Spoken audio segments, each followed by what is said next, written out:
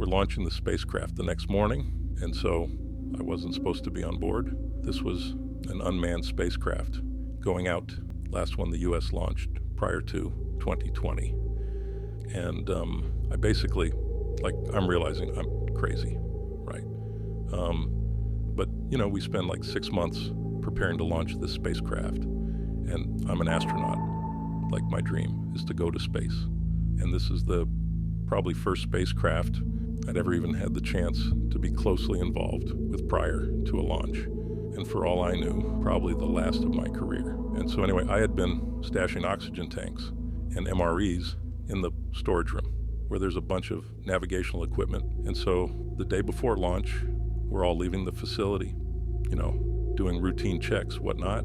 The guys are laughing. People are making jokes about locking themselves in the ship or, throwing their wives in the ship. Just dumb banter. And so everyone leaves, but I walk around the building and go back inside, up into the break room. And I'm top security clearance.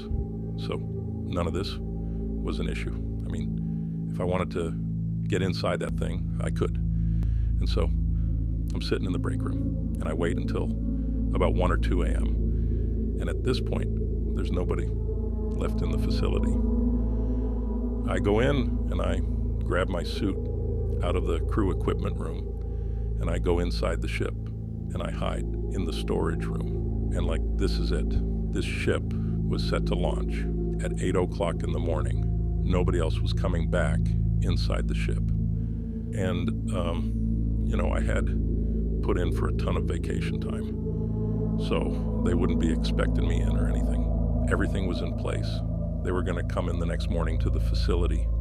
People would gather to watch, and this thing was set to initialize and launch. What's that night like? Yeah. You're essentially just hours away from embarking on, I guess, your wildest dream, craziest adventure. Are you scared? Are you excited? Are you, afraid for your life? Gosh, it was everything, right? You have this dream, this goal. You have this just thing that you got to do, that you spent your whole life wanting. And there it is. There is your one opportunity, chance to see something bigger. I'm horrified. I'm excited. I'm bursting with adrenaline. It was such a childlike contempt. It was like I'd felt like Christmas morning. But instead, you're going to go to the North Pole itself, right? And so, fast forward, I had knocked out. And I literally wake up to the intense sound of the launch sequence countdown. And the vibration that you feel is just incredible. The rocket fuel's igniting, the engine is just ferocious. And I'm hearing it counting down from 10, and every molecule in my body is just vibrating along with this machine. It's so indescribable, and it begins to lift off, and you just feel this incredible liftoff and separation from the typical laws of gravity. Within seconds, I'm just at a nauseating height above ground level, and I'm like, this is it. I'm going into outer space, or I'm going out with this thing. If we crash into the ocean, I'm just enjoying the ride. The high of a lifetime. Talk about an adrenaline rush. I'm surprised I didn't overdose on dopamine. And so I'm looking out the window, and all of a sudden things get a little quieter, get a little lighter.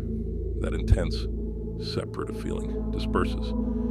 And at this point, I can see the curvature of the Earth's horizon.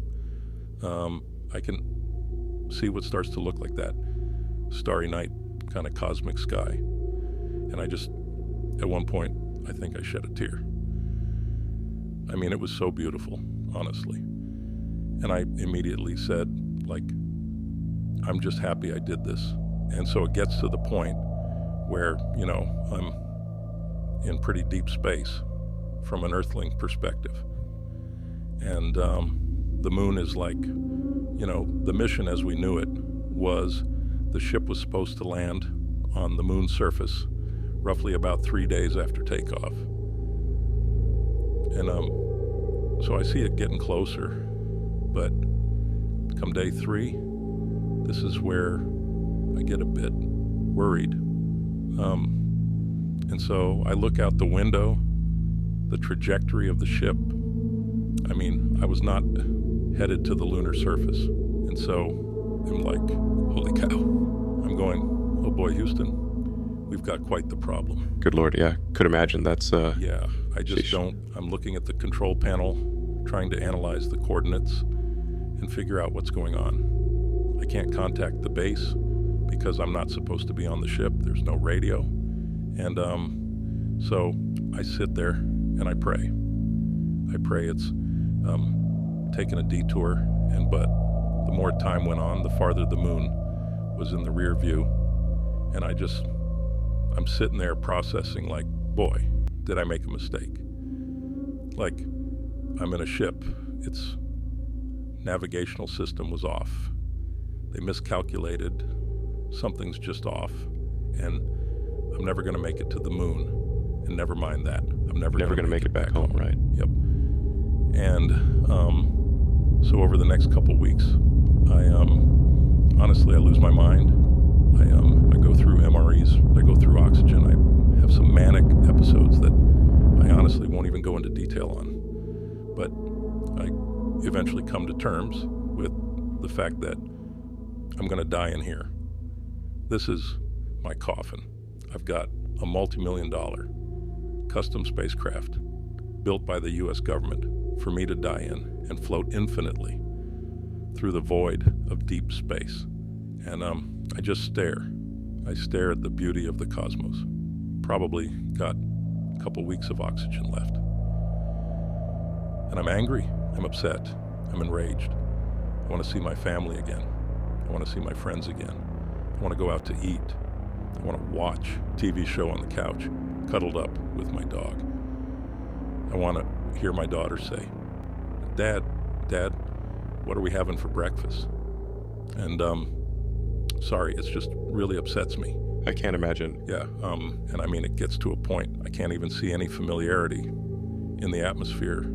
Earth's long gone. No moons. And there's this asteroid turbulence.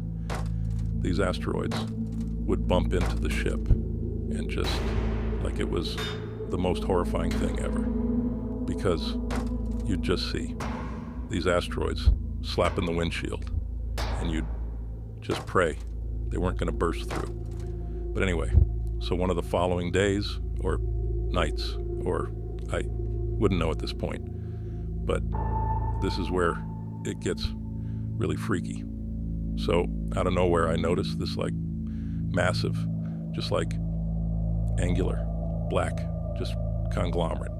I mean, it just looked like a huge matrix of a space station, or like a massive ship, unfathomable size. This is nothing that, we could ever even conceive of. And all of a sudden, I'm gravitating into this thing. My ship is just in direct route to a crevice of this mothership.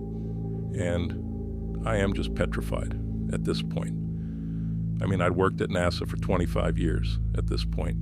We had no knowledge of anything like this anywhere in the cosmos.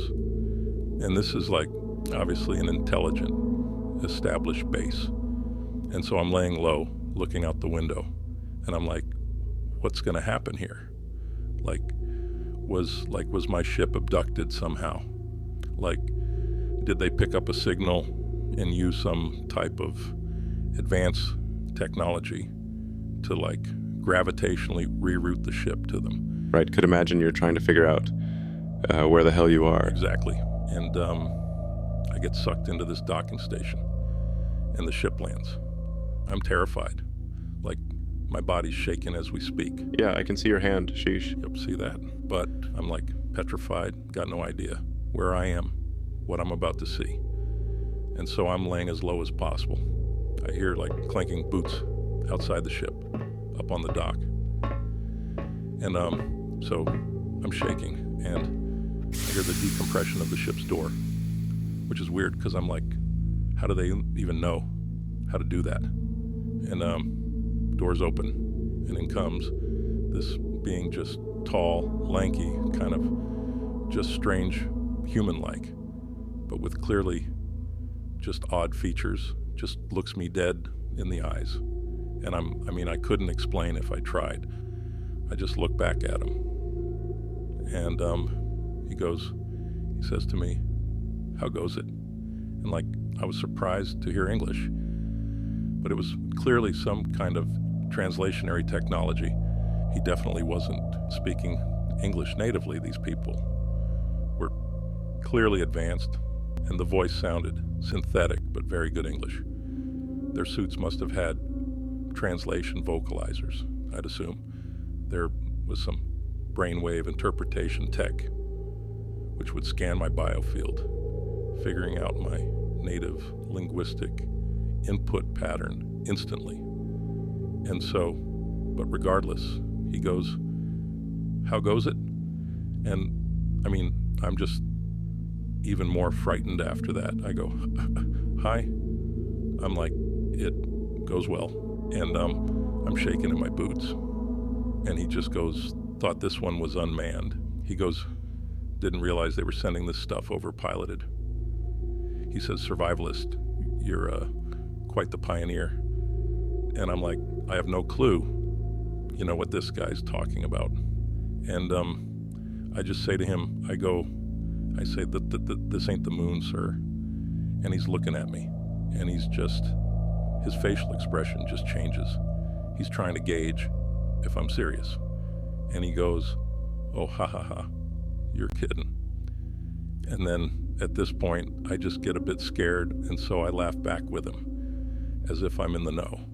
And I go, "Well," I say to him, "Yeah, just wanted to make sure this stuff got here to you guys safely, I'm trying to play along." Sheesh, yeah, right. Could imagine the tension. Oh God, yeah. And he says to me, "I guess consider yourself pretty lucky." And I don't know what he meant by that. And I say to him, "Listen, I'm gonna need a pod back home, if that's possible. Can you get me like a shuttle back to Earth?" And he looks at me and he's like, doesn't know if I'm kidding or not. He goes, "Oh, buddy, and he's like, "They really kept you out of the loop, huh?" And I go, "Look, whoa," I say, "I'm not sure we're on the same page here. I don't quite know what you're getting at." And he looks at me, almost like sad for me. And he goes, "Buddy, you know what's in those crates behind you?" And I'm like, "Navigational equipment of some type?" And he chuckles. He's like, "Why don't you go ahead and open them up?" And so I just look at him a second, like getting really freaked out. And then I lift up the crate cover, kind of like nauseous as I do it. Like, what's he getting at? And I open the container, and I just see there are all these vials with just literal human embryos. Just countless embryos. And this is just one of the crates. And I just go like, what's going on here? I'm like, why would we be sending out human embryos? And he just looks at me and he goes, "Well, how else would we preserve the species?" And I'm like, what are you talking about? Preserve the species? I go, "There's 6 billion of us back on Earth." And he goes, "You don't get it, do you? This ship came from one of our celestial demolition sites." And I go, "Demolition site?" I'm like, "What are you talking about, right?" Like my stomach drops. And he looks me in my eyes. He goes, "Buddy, pretty soon there ain't gonna be an Earth." Says to me, "The planet you're referring to, the place you came from with this ship, is known by us as Demo Site 943. Says this is a routine shipment for species preservation. And that they deployed intelligence onto our planet decades ago when they discovered us." He says to me, he don't know what I'm getting told down there, but he goes, "Buddy, you guys have been working for us for quite a long time." And I'm like, man, my stomach's in knots. I'm welling up at that point, tears in my eyes. I mean, just a gut wrench and fear. I go, look, I don't know what you're talking about. I say to him, I work for NASA, a space research company. This ship was supposed to go to the moon. This is a mistake, a navigation error. And he's just looking at me, and he goes, oh, buddy, someone ain't been very honest with you down there. And I'm just looking back at him with wide eyes. And he goes, because at this point, he just feels bad for me. And he goes, look, I'll send you back down there. I'll get you on a return pod, but, he goes, when the day comes, don't say I didn't warn you. And I just go, trembling in fear. I go, listen, you've got to be kidding. I mean, we've got families down there. We're human beings, And he goes, buddy, look, I'm a dock worker, He goes, you want to get political, man? It's above my pay grade. Go join the Federation. He goes, I know, survival ain't pretty, but you don't think we got families back home on our planet? It seemed like I had struck a chord by kind of judging his character. Like he was aware of the political ethics of their whole kind of ordeal here. And he goes on to explain to me where he's from. And he says to me, he goes, look, I'm from a dying planet. We were poor. He says, when I was growing up, we were at war with our government. He goes, they were exploiting our planet for Ixion, the element pivotal for our survival. Our planet was abundant with this element. But after the Dark Age, after our sun died, this element was the only way we could sustain life. And so he says that after a few centuries, they'd ran it dry. And the government's tyranny eventually caused the emergence of the rebels, now known as the Zolaris. He goes, us. He says they had saved us. They had been creating an intergalactic network. They were more advanced than the government. They had discovered a new way of sourcing this element, Ixion, a way of almost creating it. He says they extract it through hyper-condensed fields that they can only create through singularity collapse of particular celestial objects with certain compositions. He goes, much like yours. And at this point, I'm looking at him. I mean, the tears are running down my cheeks. If it wasn't clear, these people were dead serious before. I mean, now I had no question. There's nothing we could do to stop this. And I just say to him, I go, sir, I want to see my family one more time. I want to go home. I want to see my kids. Do you think you can help me get back home? And he just goes, look, I'm not a bad guy. I'll help you get back home if that's what you want. He goes, I think you're nuts, but I'll help you. We've got plenty of pods going back down there. Take the supplies you need. Go over to the other side of the station. You can take the next pod out of here. And I just, I think about what he told me, all the context. And for a second, I consider, it crosses my mind. Should I stay here? Was this a sign? I accidentally escaped a doomed Earth, right? And I think about just staying here, seeking refuge, starting over, a new life. And I couldn't do it, man. I've got a family down here, right? And so I jump on the next pod out. It goes straight down to Earth. And I land in the middle of the night at a facility somewhere in the Midwest. And, I sneak out of the pod. Lord knows what was in it.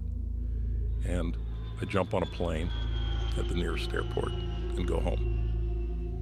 And, whether or not you'll believe me or people listening will believe me, this stuff's serious. And we've really got to think about, a way out of here or a future. or just defense. And I feel like you're the guy I would have wanted to tell this to. Of course. And so thanks for listening to me. And yeah. Of course. And no, seriously, thank you for sharing.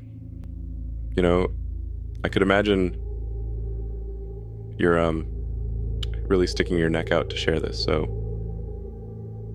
thank you.